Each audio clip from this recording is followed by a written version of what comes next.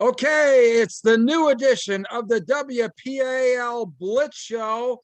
I'm Badge, that's my buddy Ian, and we have a very special guest this week, Ian. Yes, joining us is Coach DeMatteo of the Hampton Talbots, who are off to a 7-0 start, which is the third time in their school history they've gotten to 7-0 in a season. So coming off a big win over Plum, who was the defending conference champion. So maybe a little bit of a changing of the guard in the 4A Greater Allegheny Conference, with Hampton now having a pretty clear path to the conference title. So Coach, how's your team feeling? Well, Bruce and Ian, thank you for having me on here. We're very honored to be a part of the show. Appreciate what you guys are doing also here to promote football. How we're feeling, I think that the kids are feeling very elated. And I know that myself and the coaches, we're very fortunate to be in the position that we're in. I just had one quick question. What's a Talbot?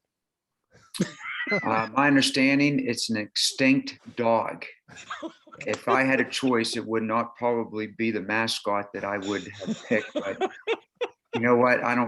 We don't focus too much on our nickname. We just focus on, are we getting better in practice? I don't focus on the nickname as much. But I don't think we had the best or most intimidating nickname. That's pretty accurate. I grew up north of the city. I went to North Catholic, but from people I knew that grew up in the Hampton area, they felt similarly, that they're like, this is our nickname. Like, yeah. So we don't get too wrapped up in it. Yeah. So last year you guys made the playoffs for the first time in 4 years, and now you're in line to make the playoffs again. You can clinch a playoff berth this week with a win over Indiana. So how are you feeling about consecutive postseason appearances? I know that's kind of a rarity in Hampton's history. So how's your team? How are you handling the pressure of getting back there, and what's your expectation for the season? Well, Ian, a couple of years ago when the state realigned us, it kind of hurt us a little bit. Our school, how it's built, what's walking in the hallways, is a little bit of a challenge to try to field a very, very competitive football team. Unfortunately, we really had a good crop of kids for that 4-year span that we did struggle. And I honestly, it's a shout out to those kids, because I think they kind of gave us a pathway right now to where we're at back in this rifle conference, if I can say. Not that it's easier, but honestly, the roster numbers are better for us. Just where we're at number wise, at 45 to 55 kids were in that category, where in years past, we're playing bigger schools that have a lot of guys, 75, 80 on the roster, and that's a tougher draw for us. Mm-hmm. But it wasn't like our kids weren't competing. We were competing. Yeah. I think it was 4 or 5 years ago, we really didn't even belong on the field. And then you could see us slowly starting to fit into that 5A schedule. We weren't winning, but we were making some gains. And I think that kind of stuff carried over to this group of kids that are now seniors. This group of seniors may be the most resilient group of seniors I've ever been a part of in 31 years of coaching. And I say that because 4 years ago, as freshmen, we were removed from Fridley. The district was putting in a turf.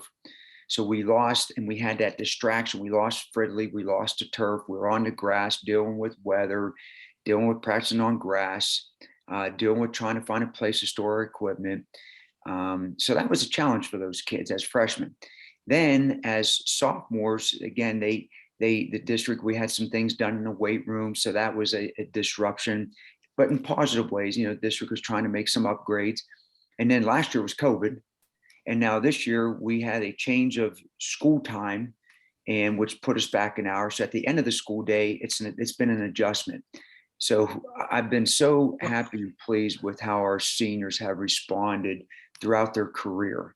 It's a senior-oriented group of kids. They're coming off, like you said, a playoff season last year, and I think that kind of carried over in as far as the leadership in the off season.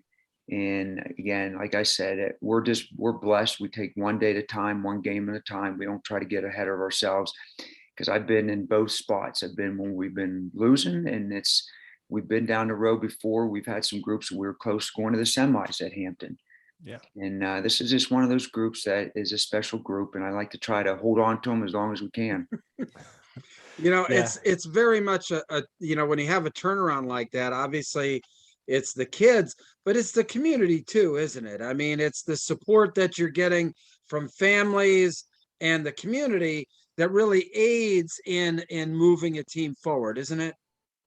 100%. It's not a coach. It's not just a player. It takes all the coaches. It takes all the players. It takes the surrounding people that are working at Fridley right now, just to keep it sanitized, to keep it clean, to keep it safe, so we can keep practicing. It takes everyone on board. We're sharing the fields.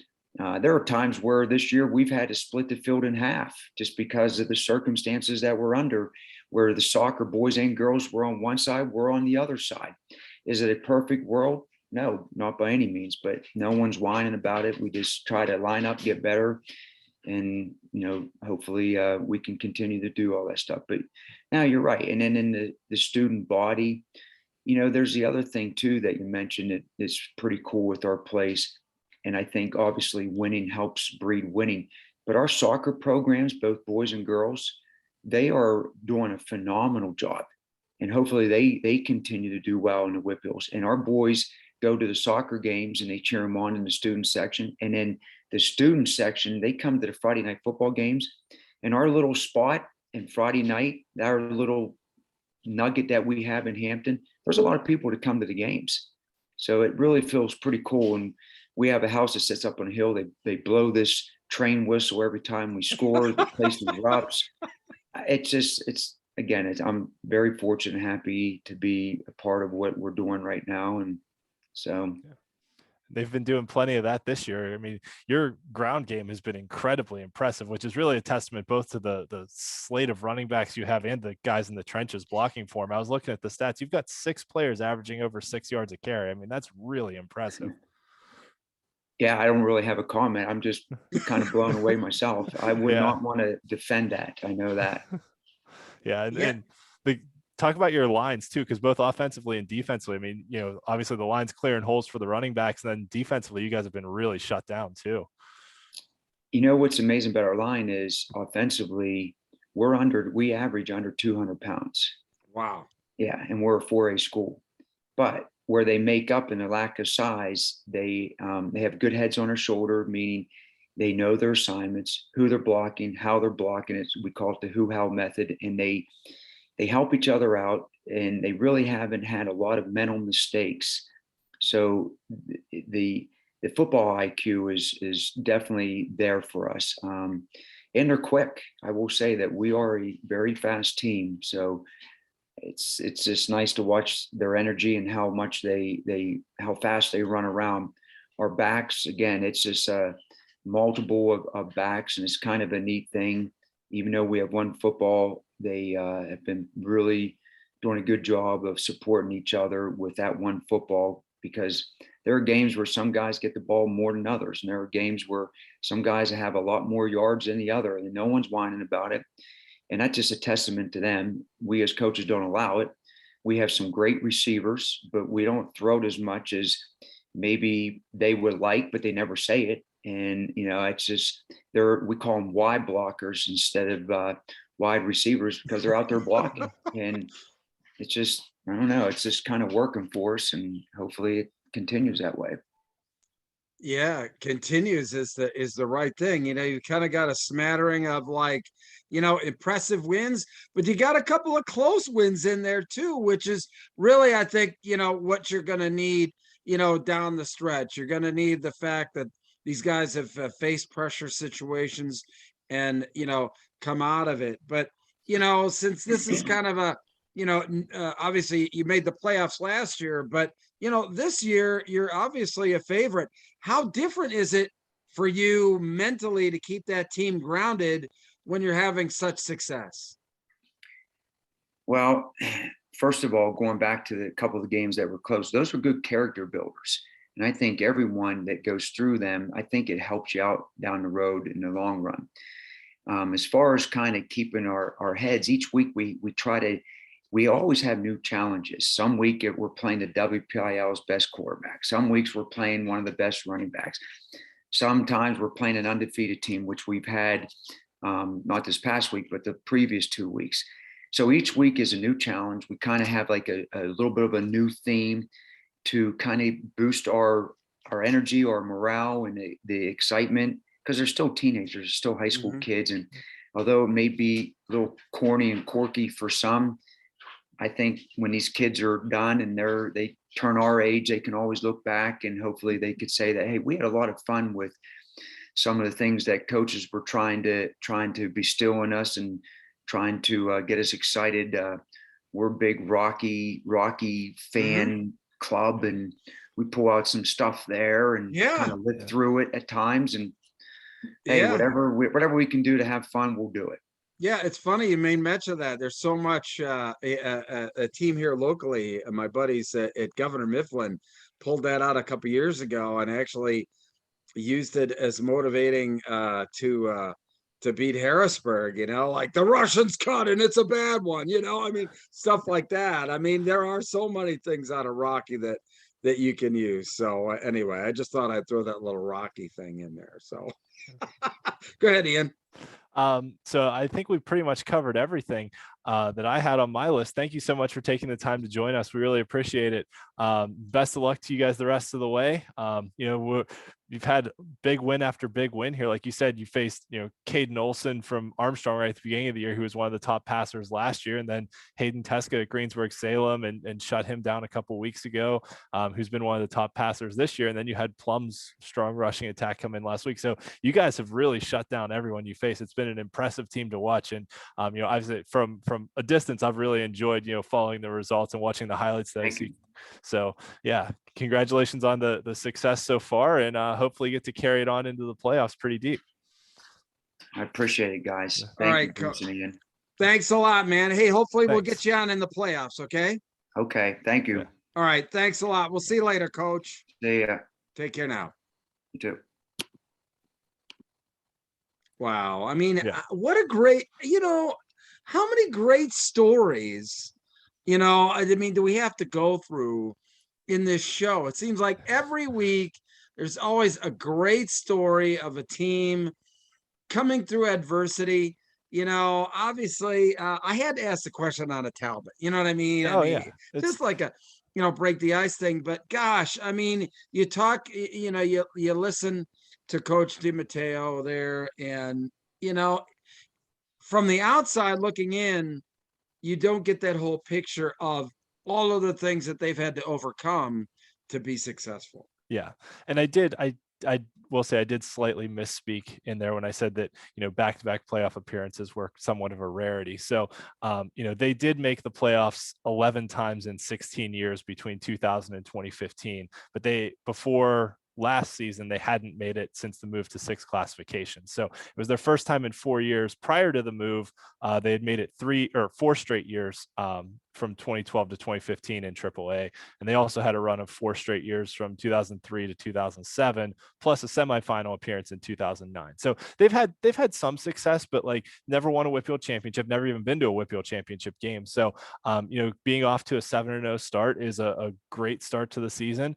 And we'll see, kind of how it all shakes out come playoff time, because they're in a 4A classification where you've got a Bell Vernon team that we interviewed their head coach a few weeks ago that looks outstanding. A Thomas Jefferson team that's a 2-time defending state champions. And Incredible. then, let's not forget about Aliquippa, who's, been to the WPIAL championship game 15 straight years. I know. So my heart kind of sunk a little bit, when I saw that they were 4A, knowing what they have to go through, but, hey, look, it is what it is. And congratulations to them on their success, and hopefully they keep going.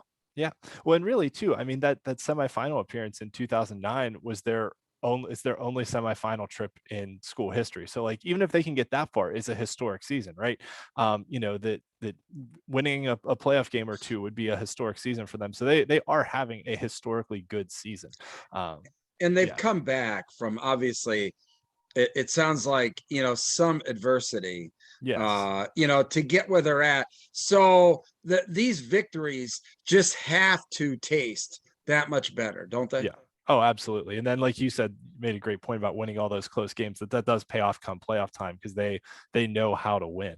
And that'll carry them a lot. But like I said, their ground game and their defense has just been outstanding. I mean, I was looking at the stats for their team, and it's just, I mean, their leading rusher, Christian Liberto, 101 carries, 6.2 yards per carry. So like 630 yards. Brock Borgo, 61 carries, 570 yards, 9.3 yards per carry. Matt DeMatteo, 33 carries, 261 yards, 7.9 yards per carry. Joey Mayer, 32 carries, 256 yards, 8 yards a carry. That's I mean, it's hard to believe that they're getting that kind of running production with such a small, what Coach talked about, with such a, undersized, I don't want to say small, but undersized, line. But a lot of that, is position and skill and timing.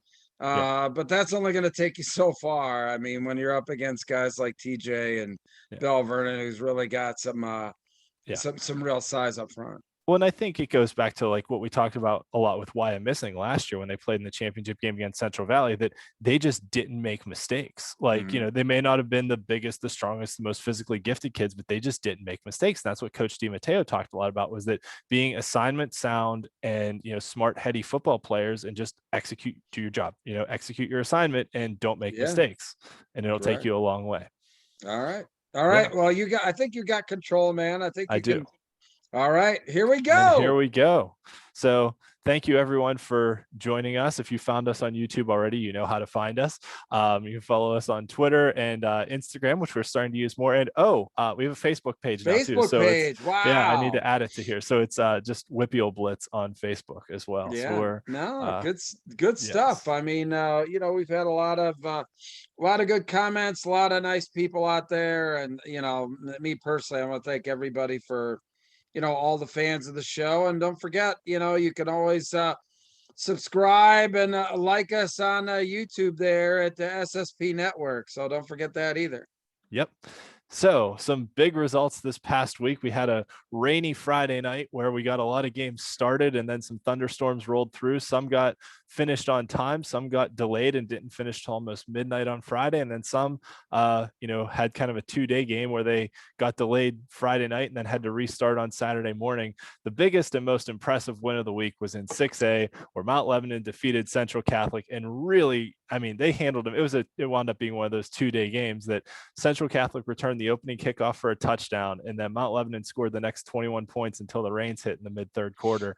So they were up 21-7, when the game got delayed. And then I wasn't sure how it was going to go the next morning, so they came back and played the rest at 10 a.m. on Saturday. And, after that break, maybe, give Central some time to regroup and, strategize a little bit. But, everything I saw from the game was that it was more the Central players looked like they didn't even want to be there. And the Lebo players still had that fire in them and just, came out and took it to them. They were up 35-7. Central scored their last touchdown late in the fourth quarter. So it was, they very nearly mercy ruled them, getting up 35-7. So congratulations to Mount Lebanon on a big win over the defending WPIAL champions. And, we'll see where it carries from here, because all the 6A teams are, in the same classification, the same conference, and top 5 make the playoffs. So we'll see where it goes, but congrats on the big win for Mount Lebanon. It kind of throws the 6A state thing, and we've got a little, chaos in the state rankings there. I know you were, I was standing on the field with the Penn Live guys, and we saw your tweet there, about Mount Lebanon and whatever like that. And quite honestly, they just didn't want to go there, thinking about how they were going to have to figure. And that coupled with, LaSalle going down to Roman. And obviously your pitch to have Mount Lebanon as number 1, it was a lot of fun. Well, and here's what I'll say about that too. LaSalle College was undefeated, and they had gotten to number 1 after beating St. Joe's Prep. And then LaSalle went out and lost to Roman, who was unranked. Okay. But Central Catholic was ranked number 2, and Mount Lebanon was ranked number 6, but but they beat the number 2 team. So obviously they should go in front of Central Catholic. So I guess the question just becomes then, of the undefeated teams that are left, you had Central York and North Penn and Mount Lebanon. So I mean, those should be the top three in some order. We'll see how the state ranks them, given that they're a Harrisburg bunch. I'm expecting North Penn will probably be number 1 and Mount Lebanon will be like number 3 or something. Who knows? Maybe they'll even keep St. Joe's Prep in front of Mount Lebanon. And look, I'll be honest with you. The team from District 1 that impresses me the most is actually Garnet Valley. It's not North Penn. Garnet Valley, to me, is the team that absolutely nobody's talking about. Yeah. Now we talk about it on our show there, what have you, but even then, they're not ranked. I mean, my buddy Joe doesn't rank them like number 1 in like the Southeast PA top 10, but I like Garnet Valley. I mean, it is what it is. Looks like they were number 7 last week on the Penn Live one. So yeah. I think that they've got a tremendous team, but like I said, it'll all be proven out on the field. Yeah. Well, I think the really impressive thing with Mount Lebanon's win was how well they played against Central's defense. That Central's defense, I mean, that Imhotep Charter game, it was a 12-6 game. Central shut down North Allegheny's offense, and it was in Mount Lebanon, they played well defensively against North Allegheny, but I think that was like 51-20. That was more an offensive onslaught that Mount Lebanon put on North Allegheny. So, I knew Mount Lebanon could score, but, when you run into those good defenses with, a D-line full of Division I prospects, it's like, all right, well, we'll see what they do. But, Mount Lebanon's offense took it to them, and really Mount Lebanon's defense shut down Central's offense too. So a really good all around performance there. Some other games of the week, got to tell all 3 of these stories. Penn Hills and North Hills had gone back and forth all game. Penn Hills was up 28-21. North Hills drives down the field and scores a touchdown with like 58 seconds left, goes for 2 and makes it. So North Hills is up 29-28. Penn Hills gets the ball back, drives it down the field, throws a game-winning touchdown pass with 2 seconds left to win 35-29. So a great comeback performance there by Penn Hills. Another comeback story. Olsh was down 30-7 against Union, storms back to tie the game in the 4th quarter, and it goes to overtime. Union scored first and missed the extra point, and then Olsh scored and converted the extra point and won the game. So congratulations to Olsh on that big win, coming from a big deficit to beat Union.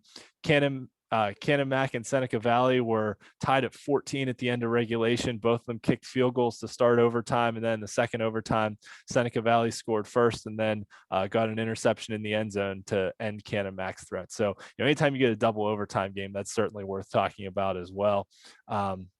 Actually, the upset of the week there, that was last week's result. But Deer Lakes, I still want to talk about, because this week they lost to Burrell, who had not won a conference game. So that upset of the week should have been Burrell 28, Deer Lakes 24. So Deer Lakes has some work to do now still to make the playoffs after their 3-0 start to conference play. Some other noteworthy results in a battle for the bell. Penn Trafford beat their rival Gateway in a big 5A matchup. That's a bad loss for Gateway, isn't it? No. Penn Trafford's a good team. Yeah, I mean, it's just bad. Not necessarily a bad loss for. I mean, there's a team that maybe underachieving a bit, wouldn't you say? Maybe. I mean, these were honestly, before the season, I thought both these teams were capable of making it to the championship game. So, we'll get into that a little more, who I like in 5A now. But like, I thought, Penn Trafford's got a really good running back in Cade Yakimelli, who's a Wisconsin commit. Their defense really just shut Gateway down. And it was, Penn Trafford's points, they got, I think they got 2 field goals, a safety, and a touchdown. So it was, I think the second half, Penn Trafford led 12-10 at halftime on a last second field goal they got before halftime, and then just kicked 1 field goal in the second half. And that was pretty much it. Gateway kind of struggled to move the ball against their defense. So two really good teams that are probably like still semifinal capable, I think, in 5A. Interestingly enough, their head-to-head game got canceled last year. So I'll have a note on that in our streak watch later on. Teaser. Moon and Peters Township, this was a 2-day game as well. which was a tight head-to-head game. We interviewed Ryan Lynn, Moon's head coach, last week, and he told us, he said, hey, Peters Township is going to come in pissed off after they lost to Upper St. Clair pretty big last week. And he was right. I mean, it was 14-13 Moon in the third quarter when the game got delayed, and then they battled back and forth the next morning, and Moon wound up winning by 3. So congratulations to Moon, still the only unbeaten team in 5A. Hampton got that big win over Plum, who was the defending conference champion, really to solidify themselves atop the 4A Greater Allegheny Conference. Aliquippa with a big win over Chartiers Valley, and those were the top 2 teams in the 4A Parkway last year. That Burl Deer Lakes game, I put it under the noteworthy results, should have been under the upset of the week. And then Bishop Canterman beating Leechburg in kind of a battle for who was going to be in second place behind Clareton in the 1A Eastern Conference. So our WPIAL Blitz show player of the week goes to Julian Duggar of Penn Hills. So another 5 touchdown performance. Seems like we've got one of these every week. That's just incredible. Over 250 total yards of offense, 3 rushing touchdowns, 2 passing touchdowns. And since we already talked about the game-winning play here, we can show that one for the fans. Yeah, he had a 71-yard touchdown run, which was incredibly impressive, but we'll show the game-winning touchdown here. Duggar, watch this way. He's gonna have to throw towards the end zone. Has a man. Touchdown, Penn Hill! Touchdown, Penn Hill! So there was Julian Duggar's 17-yard game-winning touchdown pass with 2 seconds left to win the game for Penn Hills. I don't know if you could hear the audio there, but he definitely threaded that ball between 2 defenders right in the front of the end zone too. So congratulations to Julian, who's only a sophomore. His older brother, Jaden Duggar, is a senior receiver on the team, but only a sophomore. So definitely big things ahead for him. He started last year as a freshman. Penn Hills is a team that definitely has the arrow pointing upwards, not only this year, but over the next they're few coming years. back. Yep. Yeah. So some other big performances from this past week. Alex Texa from Mount Lebanon, 259 yards and 2 touchdowns in the big game against Central Catholic. And, against the defense that had really shut everyone down this year. He just dominated them. Couple other 5 touchdown performances to speak of. Joe Lesky, the quarterback from Thomas Jefferson, in their victory over Laurel Highlands, getting over 300 yards of total offense between passing and rushing and 5 total touchdowns. Joey Prentice, the quarterback from North Catholic, he was injured at the beginning of the year. He's come back to really show out this year. 4 passing touchdowns and a rushing touchdown in a non-conference win over South Park. And then 2 guys from the 1A Tri-County South Conference in different games, but still noteworthy accomplishments that both of them put up 5 touchdowns. Landon Stevenson from Mapletown, 4 rushing touchdowns and a pick 6. Colin Brady from West Green, also 4 rushing touchdowns and a kickoff return for a touchdown. So feels like, every week we've got like 4 or 5 guys that put up 5 touchdowns. And it's just, I have to mention all of them. They're just You're so just good. right. I mean, you don't have 5 touchdowns. You're not even considered. That's crazy. It's crazy. I know. It's nuts. And also, I didn't have room for it on here because I've only got, so many slots. But since we interviewed Moon's head coach last week, a shout out to Ben Bladel from Moon. Listen to this stat line. He had 3 sacks, a forced fumble, a blocked punt, scored a touchdown off the blocked punt, caught a touchdown pass, and had 2 2-point conversions. So that's crazy. Yes, just an all-around great game for him. That's wild. Yeah. He was like, inches away from making the list, but I was like, I've only got 5 slots on the page. Man, yeah, I know, man. That's the tough part. Yeah.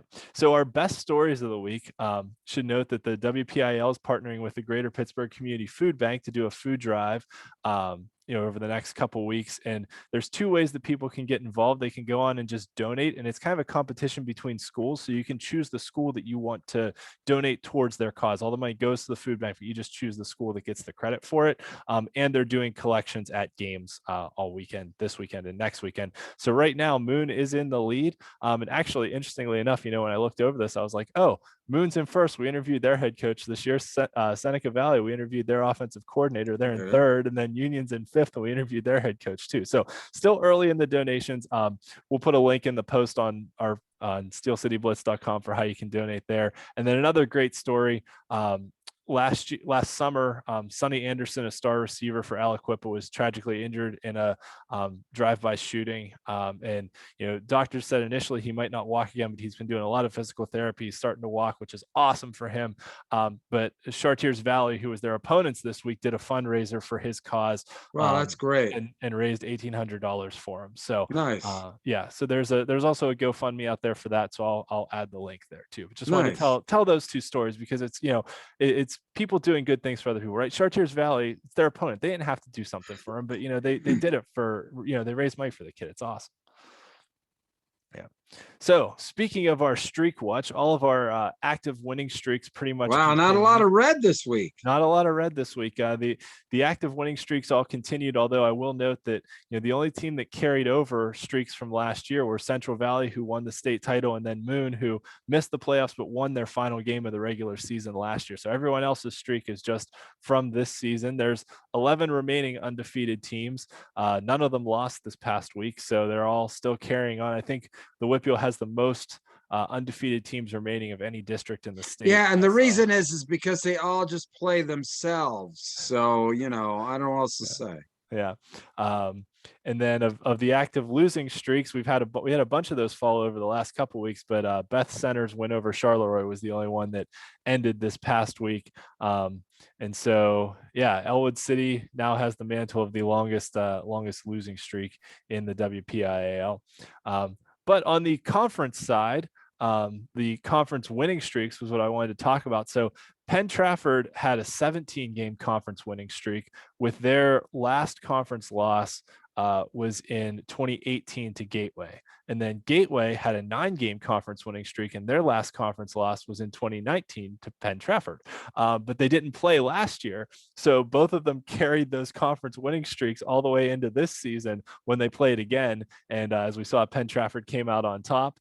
And, so Penn Trafford's streak continues with the second longest conference winning streak, and Gateway's 9-game conference winning streak came to an end. On the conference losing streak side, Ringgold, who's now carrying the longest conference losing streak, with the asterisk that their 2019 loss to West Mifflin on the field retroactively got changed to a forfeit by West Mifflin. So Ringgold in the record books technically has a win there because West Mifflin used an ineligible player, but on the field they lost. So I'm keeping them at the top of the rankings until they actually beat someone on the field. And then Quaker Valley and Beth Center both got wins this past week as well. Yeah. And our buddy Andrew, yes, we were talking about him a little bit earlier, but Get Recruited. We want to thank Get Recruited Consulting for their support of these broadcasts. A very personalized approach to a person's recruiting. You can pick up the phone anytime to give Andrew a call to find out if you've got any questions, what schools have been contacted, what schools are showing interest. He's only a phone call away.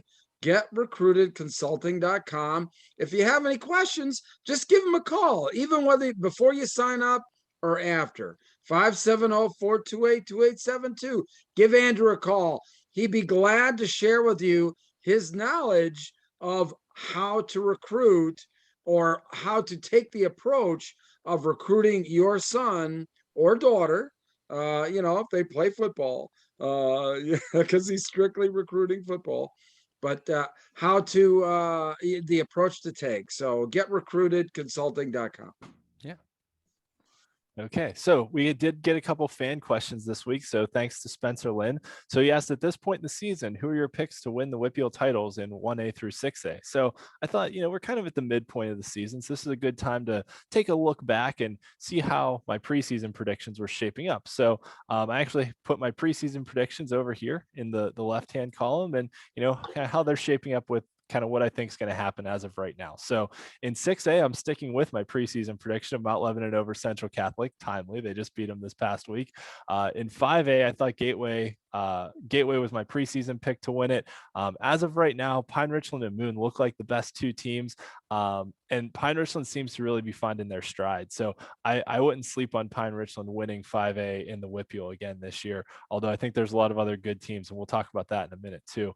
In 4A, I'd pick Bell Vernon over Aliquippa. I'm sticking with that one based on everything on the field so far we've seen. I mean, honestly, Bell Vernon looks like they might be able to win 5A. They look that good this year.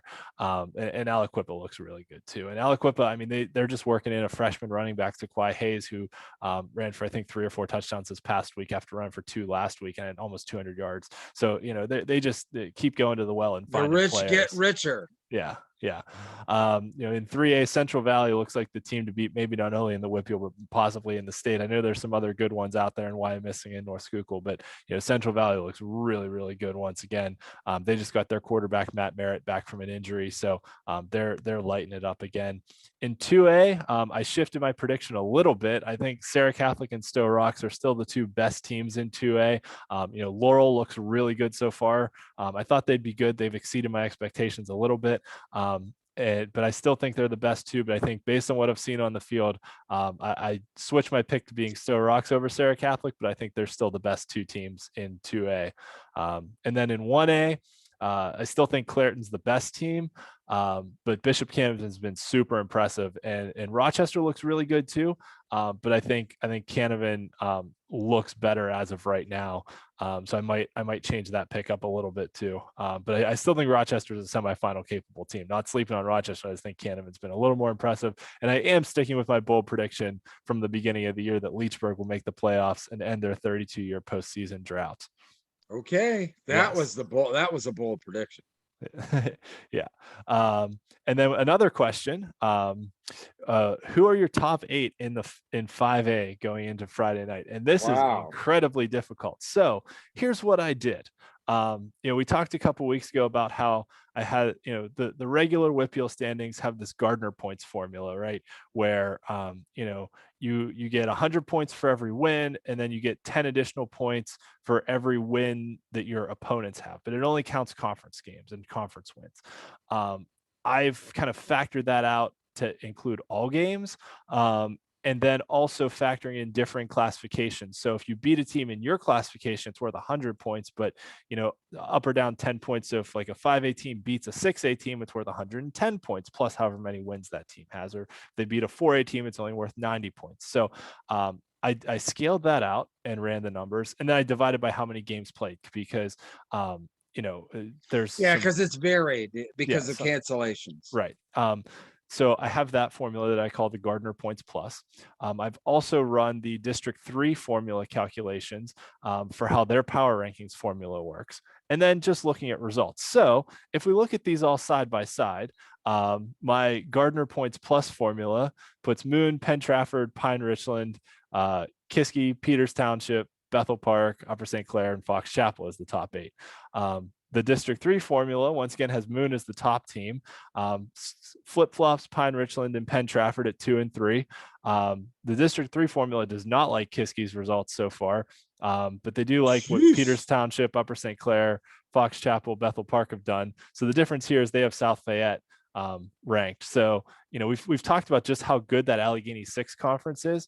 Looking at the District 3 formula in that Allegheny 6 conference, you've got Moon, you've got Peters, you've got Upper St. Clair, you've got South Fayette and Bethel Park. So you've got 5 of the 6 teams in that conference ranked in the top 8 with the District 3 power rankings formula. So that tells you how good that conference is. When we talked to Moon's head coach last week, I said it was like the SEC of the WPIAL, which it is. I mean, it's a murderer's row that they've got to go through there. And then looking at head-to-head tiers. So Moon and Pine Richland are the only teams that have not lost to any 5A opponents this year. So, even though Pine Richland lost to some 6A opponents, you put them, at the top. I'd put Moon slightly ahead because Moon beat Seneca Valley, who's a 6A school, and Pine Richland lost to Seneca Valley. So, using the transitive property of WPIAL football results, I'd put Moon slightly ahead of Pine Richland in the top tier, but both of them there.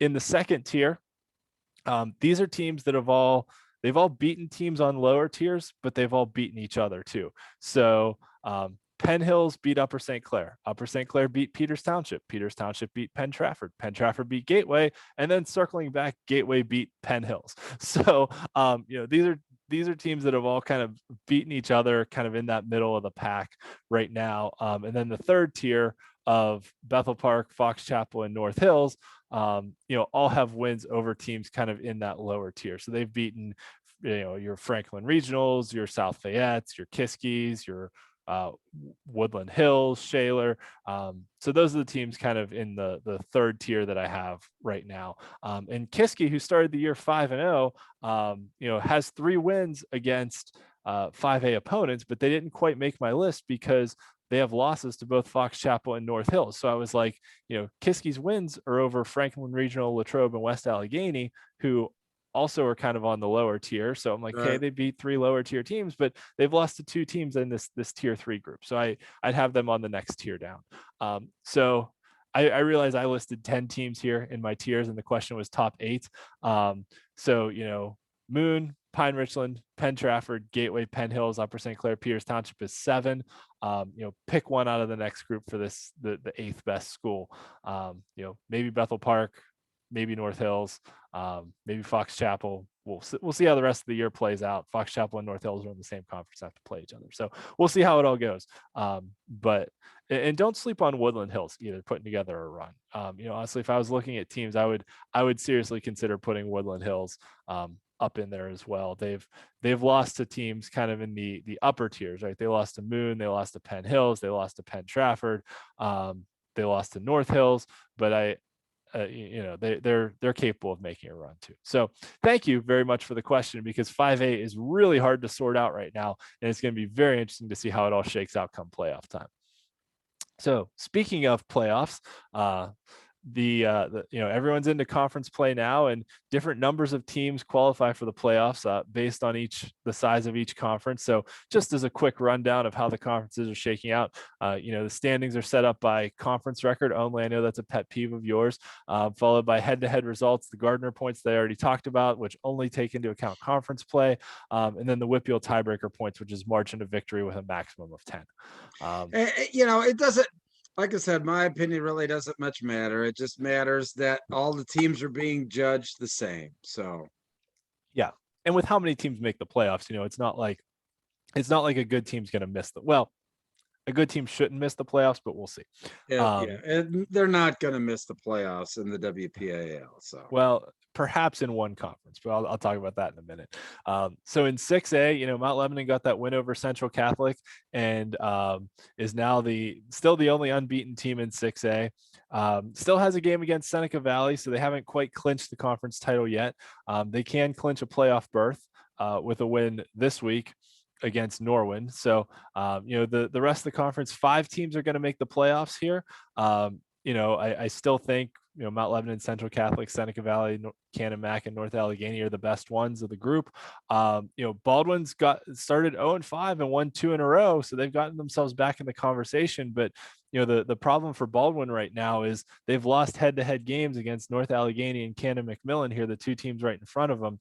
So those head-to-head tiebreakers, they'd really have to beat Seneca Valley and then kind of hope Seneca Valley falls back behind Canon-Mac or North Allegheny in the standings.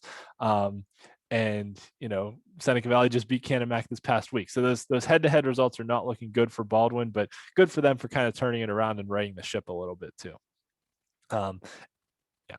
Okay, so moving on to 5A, this Allegheny 6 conference, and this is the one where I said, potentially a good team could miss the playoffs, because if you remember back to that, the District 3 power rankings, right? These top 5 teams were all ranked in the top 8 schools in 5A, right. But only 4 teams per conference are going to make the playoffs. So potentially, one of these teams is going to miss out. I got some questions on Facebook actually this week when I put out the standings page, because people saw Moon down in 3rd place and they were like, I stopped reading after I saw Moon in 3rd. How dare he rank Moon in 3rd? Well, here's the deal, right? It's how the standings are ordered. And it's not my rankings, it's how the WPIAL orders the standings. So conference records first, they're all 2-0. Head-to-head is second. These top 3 haven't played each other. Gardner points, they don't have wins over any team that has a conference win. Okay, so it goes to the WPIAL tiebreaker points. Upper St. Clair and Bethel Park have won both of their games by 10+. Moon just beat Peters Township by 3 points this past week, 29-26. So they only got +3 instead of getting a full +10. So their tiebreaker points are at 13, whereas, Upper St. Clair and Bethel Park are at 20. So as of right now, by how the WPIAL orders the standings, this is what it is. But Upper St. Clair plays Moon this week, and, that game will be right. a It's huge all one. going to shake out. It's all going to shake out. Yeah. People getting there, oh my God, Right. come on.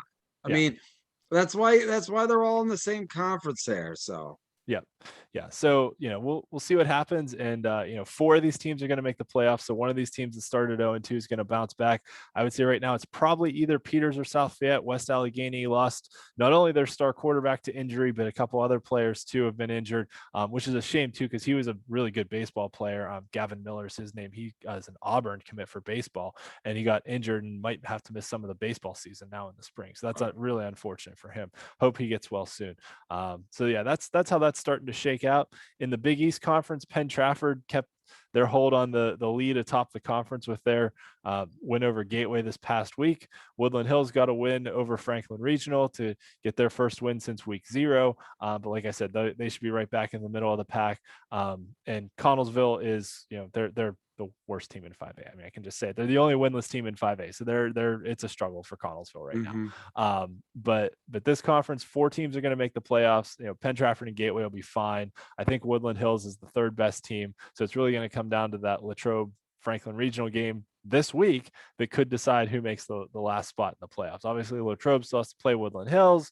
Franklin Regional still has to play Gateway. So there's still some things to be decided. But really, when we look back on it, I think this week's game is going to be the one that decides who makes the playoffs. Yeah. In the Northeast Conference, Fox Chapel off to a bit of a surprising 2-0 start in conference play. They got that win over Kiski this past week, where it was kind of a back and forth game, and then Fox Chapel scored to take the lead and then got a pick 6, and that put them up by 14, and that was pretty much it. It carried them to a 35-21 victory. So Pine Richland, Fox Chapel, the only unbeaten teams, but Penn Hills played a really close game against Pine Richland and had a really close win this past week over North Hills. So, don't sleep on Penn Hills and North Hills, probably working their way up into the 2nd and 3rd positions here. 4 teams are going to make the playoffs. So Kiski's got some work to do now, after starting 5-0. This gets back to your point about the beginning of the season not mattering. Kiski started 5-0 and only it's like it didn't exist. It's like it didn't, it doesn't exist. Yeah. When it means, postseason. Right. Yep. Moving down to 4A, Bell Vernon beat Ringgold this past week, and McKeesport really thumped on West Mifflin. So they're still the top 2 teams. Thomas Jefferson beat Laurel Highlands pretty handily. So Laurel Highlands, who had started 5-0 for the first time in school history, now lost back-to-back games to Bell Vernon and Thomas Jefferson, but that's okay. Coming into the year, I said Laurel Highlands is good enough to make the playoffs for the first time in a while, but I didn't think they were good enough to compete with the top 3 of Bell Vernon, McKeesport, and Thomas Jefferson, who are honestly probably 3 of the top 5 teams in 4A altogether. You add in Aliquippa and Hampton, and that's your top 5 in 4A. Yeah, McKeesport's the team that nobody's talking about. Yeah, no one's talking about McKeesport, and they've been really good this year. Their running back Bobby Boyd's been fantastic. They've got that triple option offense, that wishbone attack that's just so hard to defend against because no one runs it anymore. And it's you never know who's going to get the ball, and they've got talented running backs, and they're a tough team to play. So, and Laurel Highlands really had to run the gamut on the schedule here. They played Bell Vernon, Thomas Jefferson, and now McKeesport in 3 straight weeks. So, their playoff hopes, they've already got wins over Ringgold and West Mifflin. So their playoff hopes really come down to if they can beat Trinity in a few weeks. And that's just what it's going to be. And they've played some fantastic games against Trinity over the last couple of years. So it's going to be fun to see how that all plays out too. Hampton got that win over Plum, and now looking at where Hampton's situated, right? They already beat Armstrong, they already beat Greensburg Salem, and they beat Plum. So the only other team in the top 5 is Indiana, who they play this week. And that's pretty much the only team they've got left to potentially even try to, and at this point it wouldn't even be forcing a head-to-head tie. Yeah, it is a shame that they've got to go up against such heavyweights as he had in the other conference, but hey, that's life. Yep, but it's a great story for the Talbots, being 7-0 for just the 3rd time in school history, and coming into the year, I said this conference had the potential to get crazy, and it still does. I mean, I call it the GA crazy for a reason. That it's, looking at the middle of the pack here, right? Greensburg Salem beat Indiana. Indiana beat Plum. Plum beat Mars. Mars beat Knock. Knock beat Indiana. So then Highlands had a win over Mars too. So it's just one of those things where and Highlands has been a good team that's been in a lot of close games, but they just can't close it out and get victories. It seems like they lose a lot of close games. So it's just 5 teams here are going to make the playoffs, but I really couldn't tell you which 5 it's going to be, and those tiebreakers are really going to come into play here down the stretch in this conference. In the Parkway, this was one of the later conferences to start conference play. Aliquippa got that win over Chartiers Valley this week. Beaver got a 2-day victory over Newcastle, where they got off to a 20-0 lead on Friday night, and then had to hold off a furious comeback from the Hurricanes Saturday morning to hold on for a 20-14 victory. But once again, middle of the pack's got some stuff to work out here as they work through the next few weeks of the season. In 3A, North Catholic had a non-conference win over South Park this past week, and now takes on Deer Lakes, who had started 3-0 in conference play after not winning a single game last year, but then went out and lost to Burrell this past week. So, it's going to be an interesting fight here. 4 teams are going to make the playoffs. So I think East Allegheny will still have something to say. Burrell, with that win over Deer Lakes, got themselves back in the conversation. And Freeport has a win over East Allegheny as well. So they'll be a factor too, but North Catholic really looks like the cream of the crop here. In the Interstate Conference, Elizabeth Forward got a big win over South Allegheny this past week and plays Mount Pleasant, essentially with the conference title on the line here. I mean, Mount Pleasant stomped on Southmoreland, so this game really is for the conference title, moving forward, or of who's going to be the premier team in the conference. Mount Pleasant's look good. Elizabeth Forward's really kind of hit their stride. They struggled a little bit out of the gate, but they're playing a lot better lately. So I like Elizabeth Forward's chances. And then York and Brownsville are still struggling down at the bottom. But hey, the thing to watch here is Southmoreland, who a couple years ago in 2019 broke a 40-year playoff drought. They hadn't made the playoffs since 1979. Has the potential to get back. They already have a win over South Allegheny. Should beat Brownsville this week to get themselves to 3 wins. So, just have that game against South Park on the schedule. But 4 teams are going to make it with that win over South Allegheny. That might be enough to carry them on to the postseason. And then the Northwest 6 Conference, Central Valley, head and shoulders better than everybody else in 3A and the WPIAL. It's just, they're clearly better, but Avonworth is a really good team. Avonworth is probably right up there with North Catholic and Elizabeth Forward, is a semifinal capable team.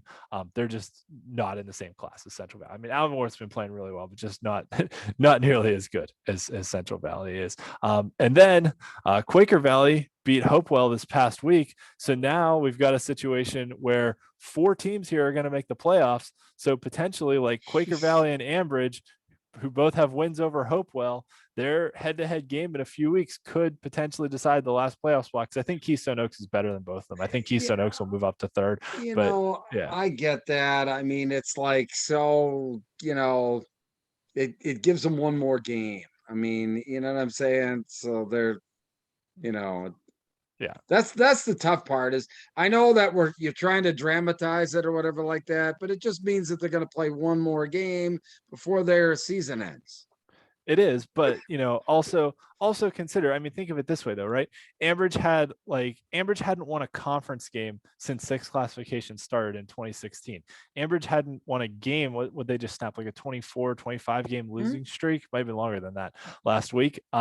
So, for them to make the playoffs, like that's a big deal for a program like that. Even if they're a one and done team, even if they go in and get shelled by North Catholic or Elizabeth Forward or whoever it is. I think it like I said, it unfortunately, when you're, and I know that there are some instances where, there's a sense of power rankings or whatever like that, but this is an instance where there might be another team in another conference that should go instead of Ambridge, or, you know what I'm saying? You're doing it It's all based on their conference. Yeah. It should be based on all of the 4A teams. So what if an entire conference goes to the postseason if that's what they deserve? So anyway, all right, I'm done. Yeah. So moving on to 2A, Sarah Catholic unfortunately had their game against Ligonier Valley canceled last week because Ligonier Valley had a bunch of injuries, and it wasn't a COVID thing. It was just they didn't have enough healthy players to play. So, Ligonier Valley's a little bit behind the 8 ball after a 5-0 start to the season. But their 2 losses were to the 2 undefeated teams, so they still have a chance to fight their way back into it. Shady Side Academy beat Apollo Ridge last week, and really, this conference is gearing up for a Sarah Catholic versus Steel Valley showdown for the top spot in the conference, and that's going to be a game, man. A game. Yep, that's going to be a game. I said that Sarah Catholic on the 2A side, could be the team that nobody is talking about in 2A in the state. So, we'll see. Except for me. I mean, they were my preseason championship pick, but I'm just saying, but I'm talking about on a statewide basis, not WPIAL. And so, we're obviously, in the same boat on that. Pretty solid team. And there's nobody outside the WPIAL even discussing Sarah Catholic, and I can't understand that. Yeah. And now really, they are state ranked though, right? I mean, they're state ranked, I believe, are they not? Let me go back to last week's rankings. Yeah, they were 6th. Yeah, they were 6th in the Penn Live rankings. Yeah, right. But yet there's no big talk about them, whatever like that. At least they're getting some love. So yeah. Well, I mean, I think in 2A, you've got Farrell, you've got Southern Columbia. Speaking of Farrell, I mean, they just stomped on Wilmington last week. Yeah, I know. Reached the championship game last year. So, and Southern Columbia lost. So, and you've got Stowe Rocks ahead of them. So it could be pretty wide open in 2A. Yeah. And really the 2A team that nobody's talking about, and even the Penn Live rankings just has them as a team to watch, is Laurel, who is my preseason pick to win the Midwestern Conference. I'll just moved ahead to that one. And they beat Beaver Falls, who is the defending WPIAL champions. Laurel's a really good team, and I think they're being slept on tremendously. And this conference is, 5 teams are going to make the playoffs here. And this is a conference where 5 teams deserve to make the playoffs because there's a lot of really good teams in this conference. Even New Brighton, who's at 2-5 and 1-3 in conference play. I mean, they've been competitive in all of their games. They're a talented team that's just come out on the losing side of a lot of close losses from New Brighton. Beaver Falls beat Mohawk this past week. So we've got a game of Laurel against Mohawk at the top of the conference. Actually, Mohawk, I think, was missing their starting quarterback last week. So hopefully he's able to get back on the field this week for the Warriors. But Neshannock's a good team too. I mean, this is a conference that's loaded with talented teams here that could all make noise. So I'll hop back to the Century Conference for a second, which is really shaping up to just be Washington and McGuffey the last week of the season for the conference title. Washington already beat Chartiers Houston. McGuffey should beat them this week. And everyone else, but like you said about teams who might not deserve it to make the playoffs, like 4 teams are going to make the playoffs here, and you've got Beth Center at 1-5, Charlotte at 1-5, Waynesburg at 2-5, Fraser at 0-7. One of these 4 teams is going to make the playoffs. So we'll see what happens down the line. On the advice of counsel, I decline to comment. So over in the Three Rivers Conference, Stowe Rocks plays Western Beaver on Saturday in a battle of the top 2 teams here. Stowe Rocks should probably beat them pretty handily, but Western Beaver is a talented team that could make some noise in the playoffs too. So, Southside Beaver got a win over Carleton to get back to the 3rd place spot. And then we'll see how the rest of the things shake out here. Top 3 here guaranteed a playoff spot. 4th place between the Three Rivers and the Allegheny Conference. One of those 2 4th place teams will make the playoffs. It's kind of a wild card. So there's like one wild card spot, but it's only between those 2 conferences. Yeah. Moving down to 1A, Cornell has been really impressive this year. Got a big win over Burgettstown on Saturday to stay atop the Big 7 conference. Rochester got a shutout win, 35-0 over Fort Cherry, getting some revenge for that loss last year. Olsh got that win over Union in overtime. So, 5 teams are going to make the playoffs here. But it could get a little dicey too, because like Union has that win over Rochester, and Union's been really competitive in all their games. They just had 3 narrow losses after beating Rochester, but then Northgate beat Union. So there's a chance for some teams to build some drama and make some noise down the stretch here. But this week it's all about the battle at the top between Cornell and Rochester for the top spot in the conference. And Cornell still has to play Olsh, who Rochester beat a few weeks ago. So it could potentially wind up in a 3-way tie scenario. You never know, depending on how everything shakes out. But Rochester could also put themselves back on top of the conference pretty solidly with a win here after that week 1 loss to Union. In the Eastern Conference, Clairton got a forfeit win over Amani Christian. The story here was Bishop Canevin really taking it to Leechburg to solidify themselves pretty much as the second place team in the conference now that they have wins over both Greensburg Central Catholic and Leechburg. But there will be some drama here because 5 teams are going to make the playoffs. And so you've got, the top 4 kind of solidified, and then 1 out of these bottom schools. I think Springdale started off the season having to face, 3 of the top teams in the conference. So I think Springdale will work their way back. I think they're probably the next best team. I actually thought they would be better than they are.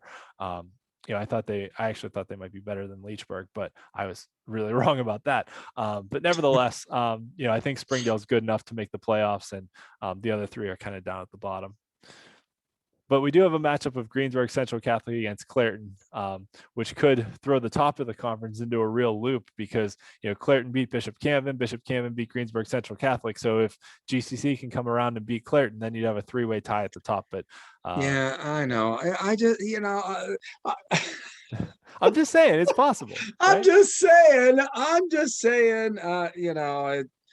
like I said, this whole like conference thing is, Yep. Okay. Yeah. And then the Tri-County South Conference, Carmichael's beat Monessen pretty handily this past week. West Green kept rolling. So we've got a battle between Carmichael's and California for second place in the conference. West Green already has wins over both of them and is pretty solidified in their spot at the top. So that concludes our run through everything. I know. The more you go through this, the more I'm like, man, that just, look, it's the way that they all agree to do it. All right. I just have an enormous problem with shrinking the season down, number 1, to just whatever your conference games are. And then, shrinking it down even more to the fact that it's that 5 of those teams get it. Like I said, you might have, depending on how the breakout is or whatever like that, you might have 6 great teams out of one conference and only 4 get in. And the other one conference has 5 teams get in and only 3 are halfway decent. So, I'm just saying there are, I just see that there are big inequities, in that. And especially too, you're penalizing teams. Like I said, that one team started out 5-0. Now they go into their conference schedule. They're 0-2. They're 6th, and another team is 1-3. And, it's going to get in. I mean, look. Oh, we'll see. But that's it. Look, I get that. That's just to get in the playoffs. Yeah. Those teams, it's for bragging rights or whatever like that. Those teams, unfortunately, are not the ones that are going to vie for a championship. I get that. But it's still, I find a very, haphazard way of choosing your playoff teams. But yeah. So, and I will say too that, this cycle, and we didn't see it last year because of COVID changing everything, but this cycle, the WPIAL did change up a little bit how they structured things, how they structured the playoffs, all that. So, this is kind of the first year of a new system. So we'll see if they make any changes for the next cycle based on what they learned. And I think, last week, one of our questions from the fans was about, what do you think of the new playoff system and all that? And, I think that, some of the conferences may have more teams than should be in, and some of them may not have as many teams that should be in. And like I said last time, I think my ideal scenario would be where, like, maybe the top 2 teams from each conference, are guaranteed to make the playoffs, and then however many other playoff spots you have can get filled kind of on a wild card selection basis. Right. I mean, based on, whatever your Gardner points or whatever the heck, you want to do, but it should be done on a season basis. It shouldn't be done on just a conference. I mean, and some teams are playing more conference games than others. How can you do that? Right. Well, and that was one of the problems with the prior system, was when they were all either 8 or 16 team brackets. So there was situations where you had, like 3 conferences in a classification. And then, you had 16 team brackets. So the top 5 from each conference make the playoffs, and then 1 out of the third place teams. And they had a really convoluted, complicated wild card system where, like, sometimes, you wouldn't count the game against the lowest ranked team in your conference, or like you counted one crossover game against another. It was really complicated to try and figure it all out, because then, like, you had to have a separate, I had to have a separate standings page for the wild card standings, because some in the regular standings, only like some games counted for Gardner points, but then the wild card standings, that additional crossover game counted for like the Gardner points, the tiebreaker. It was really complicated. So what they did this year, I think, helped a little bit, but I think they can still take the next step. So we'll see where it goes. Like that's the system as it is this year. So, it is what it is. I mean, yes, like I said, I don't think that this system is going to make a determination of, let's just say, a team that is vying for a WPIAL championship. It doesn't matter. I mean, they're still getting in. Okay. Oh, yeah. I mean, it's the other teams that are, that just want to make the dance, that it becomes an issue with. So, it's just something to have some discussion about. That's about it. The cream is going to be on the top. Those teams are going to, have the top seeds. They're going to have the home field advantage, before they, go to Heinz Field or wherever you guys are having the championships again. So Heinz Field, except for 6A, because 6A is the weekend before, because all of the WPIAL teams except for 6A enter the state bracket at the semifinals. 6A team enters it at the quarterfinals. They have to have their championship the week before, but the other ones are all at Heinz Field on Thanksgiving weekend. There's going to be 2 games on Friday, 3 games on Saturday. It's going to be awesome. Good. I'm really excited. I'm glad that, and then I'll be out there, like, hey, maybe I'll be able to, I don't know. The 14th is like a first round weekend or whatever like that. Cause remember, I'll be out there like the 14th. Yeah. So, hopefully we'll be able to pick a good game that I can, hopefully there's a game available Saturday that I can watch or cover for, Eastern PA football out there. I'm looking forward to that. That would be very exciting for me, is to do like a WPIAL semifinal or a quarterfinal game, maybe a semifinal 6A game. That would be kind of cool. Yeah. That would be the 6A semis and the quarters and everyone else. So yeah. Right. Yeah. Well, we'll figure that out somehow. Yeah, but sounds good. Anyway, cool. Well, another good show. I mean, yeah. And thanks to Coach DeMatteo from Hampton for joining us. That was a great interview. A lot of good insights. Another thing that reading up about the Hampton program too is they've got a lot of kids who are wrestlers on their team, and I feel like that wrestlers make really good football players. That the teams that go out and find kids that are good wrestlers to come play on their football team really see the results of it. Yeah, that's good. All right, my man. Another good one in the books. Thanks, Ian, for all that you do for this show. Yeah. It's really tremendous.